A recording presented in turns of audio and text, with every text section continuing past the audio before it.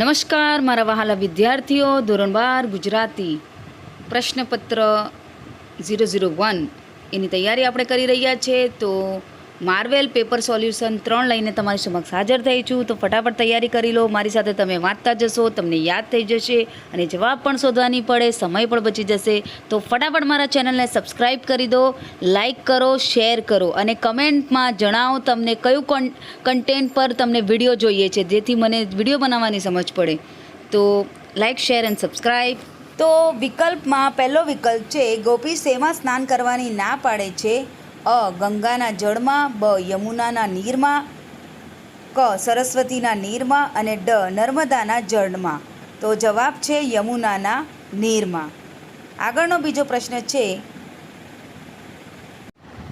દીકરી સમડીને કયું સંબોધન કરે છે? અ. બેનીનું, બ. મામીનું, ક. માસીનું અને ડ. દાદીનું. તો જવાબ છે અ. બેનીનું. બેની એટલે બહેન. આગળનો પ્રશ્ન છે, લક્ષ્મણ ઉર્મિલા પાસે કયું શસ્ત્ર ધારણ કરીને આવે છે? અ. બરછી, બ. તલવાર, ક. ધનુર્બાણ અને ડ. ભાલો. જવાબ છે ક. ધનુર્બાણ. આગળનો પ્રશ્ન છે, માંગ્યા મુજબ ઉત્તર લખો. શામળદાસ મૂળદાસ સોલંકીનું ઉપનામ શું છે? તો એમનું ઉપનામ છે શ્યામ સાધુ. આગળનો પ્રશ્ન છે, પથ્થર થરથર ધ્રુજે કાવ્યનો સાહિત્ય પ્રકાર જણાવો. જવાબ છે ગીત કાવ્ય. આગળનો પ્રશ્ન છે, બા એકલા જીવે કાવ્યના કવિનું નામ જણાવો.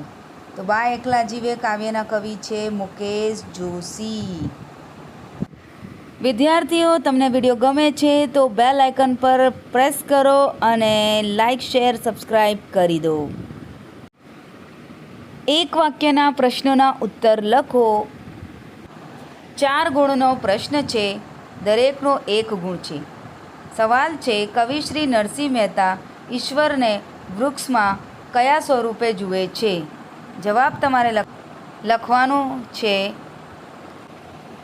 કવિ શ્રી નરસિંહ મહેતા ઈશ્વરને વૃક્ષમાં બીજ સ્વરૂપે જુએ છે. આગળનો પ્રશ્ન છે, કળી યુગને નળના શરીરમાં પ્રવેશવાનો મોકો શી રીતે મળ્યો? તો જવાબ છે, એક દિવસ સંધ્યા સમયે નળ જળથી પગ ધોતા હતા, એવામાં તેમની પાની કોરી રહી જતાં કળીયુગને તેમના શરીરમાં પ્રવેશવાનો મોકો મળ્યો. આગળનો પ્રશ્ન છે, મૂરખ મનમાં શું જાણતો નથી? તો જવાબ છે, મૂરખ મનમાં પ્રભુ ભક્તિનો આનંદ કેવો હોય તે જાણતો નથી. આગળનો પ્રશ્ન છે 8મા નંબરનો, ગોપી કોકિલને સાંભળવાની કેમ ના પાડે છે? જવાબ છે, કોકિલ એટલે કે કોયલનો રંગ કાળો હોવાથી ગોપી કોયલનો અવાજ સાંભળવાની ના પાડે છે. આગળનો પ્રશ્ન છે, 3-4 વાક્યમાં ઉત્તર લખો. 11 નંબરનો પ્રશ્ન છે, ભવના અબોલા લોકગીતમાં નાયિકા શો સંદેશો મોકલાવે છે? જવાબ છે, દાદાની સલાહ જાણી દીકરી દાદાને ફરી પોતાની વ્યથા વ્યક્ત કરતા કહે છે કે પરિસ્થિતિ એટલી નાજુક છે કે તેને કેમ ઉકેલવી. એના સંદર્ભમાં દીકરી કેટલાક ઉદાહરણ આપે છે, જેમ કે ખેતર ખેડી શકાય, પણ ડુંગરને કેમ ખેડવો? કૂવામાં કેટલું પાણી છે તેનો તાગ કાઢી શકાય, પણ સમુદ્રના પાણીનો ત્યાગ શી રીતે કાઢી શકાય? ઢાંડો બળદ વેચી શકાય, પણ પરણ્યો એટલે કે પતિને થોડો વેચી શકાય? કાગળ હોય તો વાંચી શકાય, પણ કરમમાં અર્થાત નસીબમાં શું લખ્યું છે તે શી રીતે જાણવું? ટૂંકમાં દીકરીની વ્યથા એ છે કે સાસરીમાં ગમે તેટલા દુઃખ પડે તેને સહન કરી શકાય, પણ પતિને મનાવવાના અનેક પ્રયત્ન કરવા છતાં તેના અબોલા છૂટે જ નહીં, તો આ પરિસ્થિતિને કેમ સહેવી? આગળનો પ્રશ્ન છે, 12 નંબરનો વનમાં જવા અંગેની પતિની વાતની ઉર્મિલા પર શી અસર થાય છે? જવાબ છે વનમાં જવા અંગેની પતિની વાત ઉર્મિલાને સાપે દંશ દીધો હોય તેવી લાગે છે. તેના રૂંવાડે રૂંવાડે લોહી ફિક્કું પડી જાય છે.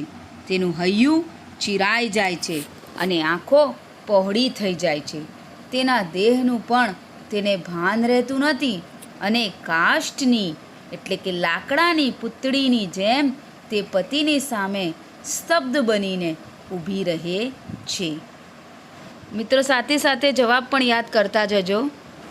આગળનો પ્રશ્ન છે શક્યતાના દ્વાર ખખડાવવા એટલે શું કરવું?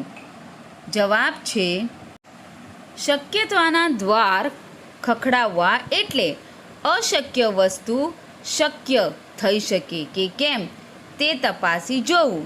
એના સંદર્ભમાં કવિ પથ્થરનું દ્રષ્ટાંત આપે છે. પથ્થર સજીવ નથી, એ બોલી શકે તો એની પાસે બોલાવી જુઓ. આમ જુઓ ગઝલમાં કવિ જે અશક્ય છે એને શક્ય કરી શકાય કે નહીં એ ચકાસી જોવાનું કહે છે. કવિએ અશક્યતાના દ્વાર ખખડાવી શક્યનો પ્રવેશ કરાવી શકાતો નથી એ જુદા જુદા શબ્દ ઝુમખાને સામસામે મૂકીને દર્શાવ્યું છે. આગળનો પ્રશ્ન છે ઓલિયાનો ન્યાય સાચો સાથી ગણી શકાય? તો જવાબ કાવ્ય પથ્થર થરથર ધ્રુજે, કવિ નિરંજન ભગત. દુનિયામાં એક પણ વ્યક્તિ એવી નહીં હોય જેણે જીવનમાં નાનું કે મોટું જાણીએ કે અજાણીએ કોઈ પાપ ન કર્યું હોય. તો પછી કોઈને આ પ્રકારનો ન્યાય તોડવાનો કોઈ અધિકાર નથી. ઓલિયાએ ઈસુ ખ્રિસ્તનું વચન ટાંકીને સૌને પોતાની તરફ જોવા કહ્યું. જેણે એક પણ પાપ કર્યું ન હોય તે પહેલો પથ્થર ફેંકે. ઓલિયાના આ શબ્દો સાંભળી જે સજ્જનો પથ્થર લઈને ઊભા હતા તે અટકી ગયા. સૌના હૈયાના દ્વાર ખુલી ગયા. ઓલિયાએ લોકોની ખોટી ન્યાય પદ્ધતિનો ભોગ બનનારી કમનસીબ અબળાને હોશિયારીપૂર્વક ઉગારી લીધી. આ દ્રષ્ટિએ ઓલિયાએ જે ન્યાય કર્યો તે સાચો ન્યાય ગણી શકાય. આગળનો પ્રશ્ન છે નીચેના પ્રશ્નોના સવિસ્તાર ઉત્તર લખો. કોઈ પણ એક 4 ગુણનો પ્રશ્ન છે. 15 નંબરનો પ્રશ્ન ક્રમાંક છે બાની વેદના તમારા શબ્દોમાં લખો.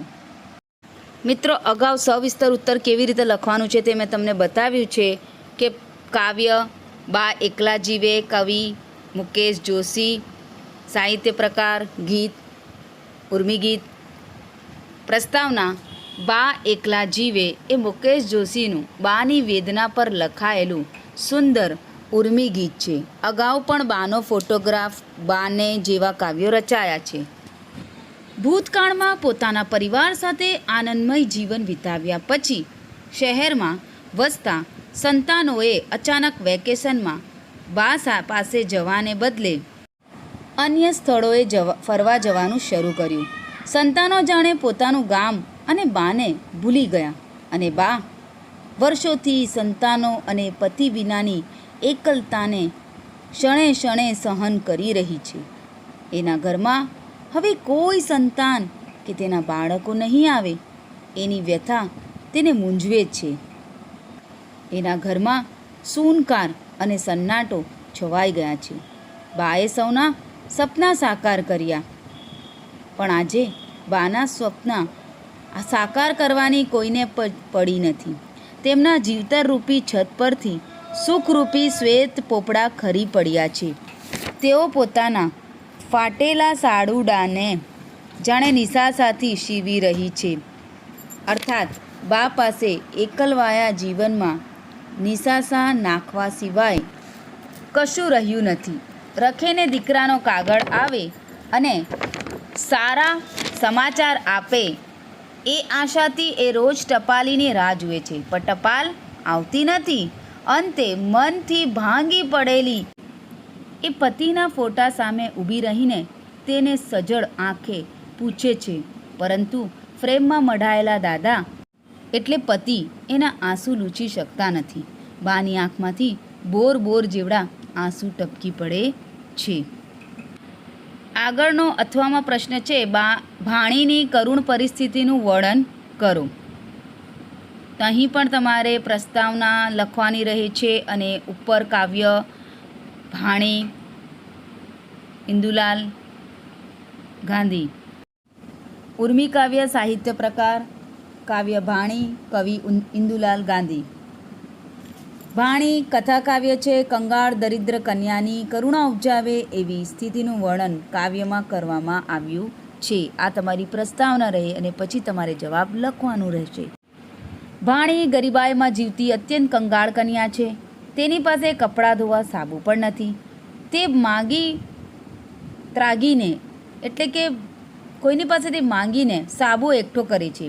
અંધારી રાત્રે ભાદર નદીમાં કપડાં ધોવા જાય છે, કારણ કે એની પાસે અંગ ઢાંકવા માત્ર 3 વસ્ત્રો છે: જૂનો સાડલો, ચણિયો અને ચોળી.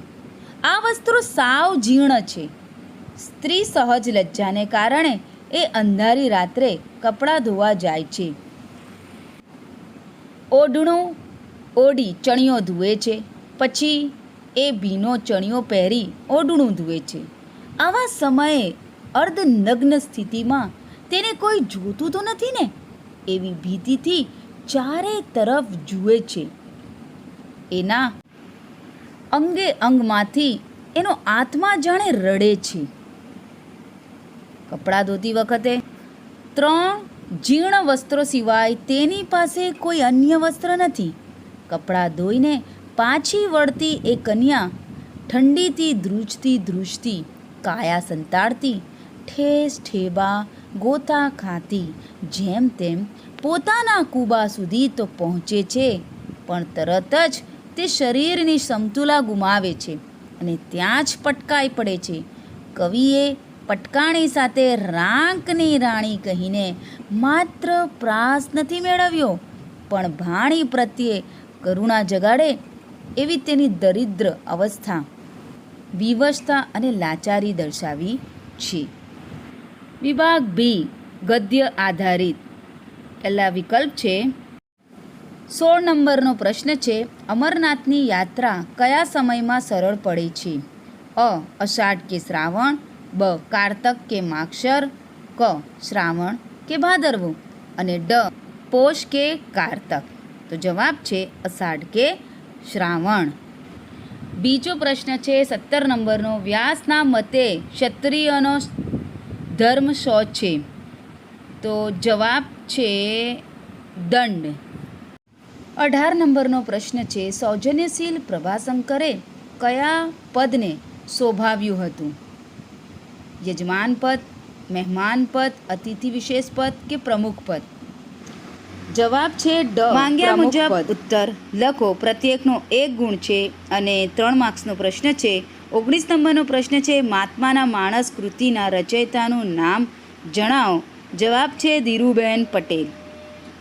20 નંબરનો પ્રશ્ન છે, અનુરુદ્ધનો ગૃહત્યાગ પાઠમાં કોની કથા છે? તો જવાબ છે અનુરુદ્ધની પ્રવજ્યા લેવાની કથા છે. 21 નંબરનો પ્રશ્ન છે, શરદ પાઠનું મૂળ શીર્ષક શું છે? તો આપણને ખબર છે ધ બેટ. પ્રશ્નોના એક વાક્યમાં ઉત્તર આપો. પ્રત્યેકનો 1 ગુણ, 4 ગુણનો પ્રશ્ન છે આખો. 22 નંબરનો પ્રશ્ન છે, બાપુ પાસેથી વિનોબાને શાની દીક્ષા મળી? બાપુ પાસેથી વિનોબાને કર્મયોગની દીક્ષા મળી. આગળનો પ્રશ્ન છે, ઉછીનું માગનારમાં કયો ગુણ હોતો નથી? જવાબ, ઉછીનું માગનારમાં કઈ વસ્તુ મંગાય અને કઈ વસ્તુ ન મંગાય એ વિવેક હોતો નથી. 24 નંબરનો પ્રશ્ન છે, લેખિકાએ અમરનાથ યાત્રા શેના દ્વારા કરી? લેખિકાએ અમરનાથ યાત્રા સરસ પાણીદાર ઘોડા દ્વારા કરી. અંતે યુધિષ્ઠિર બેભાન શા માટે થઈ જાય છે? 25 નંબરનો પ્રશ્ન છે, જેનો જવાબ છે યુધિષ્ઠિર પશ્ચાતાપને કારણે અત્યંત ભાવાવેશમાં આવતા અંતે બેભાન થઈ જાય છે. પ્રશ્નોના 3-4 વાક્યમાં ઉત્તર લખો. જેમાં 26 નંબરનો પ્રશ્ન છે, ગુરુને ત્યાં ભણવાને લીધે શ્વેતકેતુમાં શા ફેરફાર થયા? જવાબ છે, પિતા ઉદ્દાલકના કહેવાથી શ્વેતકેતુ 12 વર્ષ સુધી ગુરુને ઘેર રહ્યો અને એક પ્રકારની વિદ્યાઓ ભણ્યો. વિદ્યા મેળવ્યા પછી તે વિદ્વાન અને ઠરેલ થયો. એનામાં કેટલાક ફેરફાર દેખાયા, પણ તે અભિમાની અને અક્કડ થઈ ગયો હતો. એ ઘણું ભણ્યું, એની બુદ્ધિ બહુ કેળવાઈ હતી, પણ તેની આટલી બધી વિદ્યા ભણ્યાનું અભિમાન તેના વર્તનમાં દેખાતું હતું. 27 નંબરનો પ્રશ્ન છે, દેવરાજના બાળપણમાં તેના મા બાપ શહેરમાં શા કાર્યો કરતા હતા? દેવરાજના બાળપણમાં તેની બા કોઈના ઘેર પાણી ભરતી, વાસણ ઉટકતી. તેના બાપુ પીઠ પર ગુણો ઉપાડીને લઈ જતા. કેમ્પની અનાજ બજારમાં ખીજડીયા હનુમાન પાસે મજૂરી મેળવવા મજૂરોના ટોળામાં બેસતા. મજૂરી ન મળે ત્યારે ચલમ ફૂંકતા ને પંચાણની વાતો કર્યા કરતા. 28 નંબરનો પ્રશ્ન, અનાથ બાળકોની મુલાકાતથી નાયકને નાયિકા વિશે શો વિચાર આવ્યો?